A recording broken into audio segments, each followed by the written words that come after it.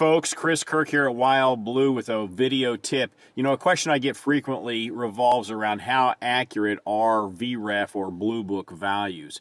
A lot of people rely on them and actually kind of think that they're the gospel truth in terms of what an airplane is worth. And nothing could be further from the fact. Those values are a great place to start, but you need to understand how those values are truly computed before you put too much weight in them. So let me give you a couple of fallacies about those values. Number one is those numbers typically do not depreciate items that have been added to the airplane. So for example, let's say you put a new G5 unit as an attitude indicator in your airplane and it cost you $3,500. Well, 5 years from now, that's not going to be a $3,500 item. It might be worth a third of that. People still typically will try to add the full value.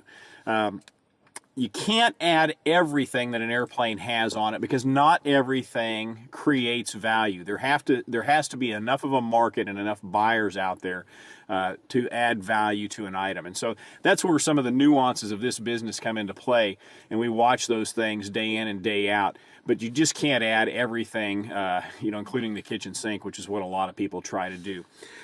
Don't consider the base value items, or not considering the base value items is another thing that people do incorrectly when they compute a Vref value. If you look on Vref, whether it's the web or the book edition, it'll give you a list of base items. And those items are already computed, or already added into the value. A lot of times it'll say a dual navcom, dual GPS, autopilot with 2 axes, whatever the case may be. You can't add again on top of those because those items have already been computed. The thing to remember about Vref and Bluebook values is they are only as good as the information put in. And those databases are updated quarterly. So they do lag the market a little bit.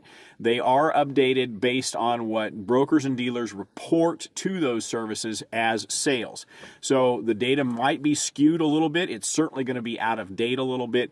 And, it's a good place to start, but don't place all your bets on what those numbers say, especially whether you're getting ready to buy or sell.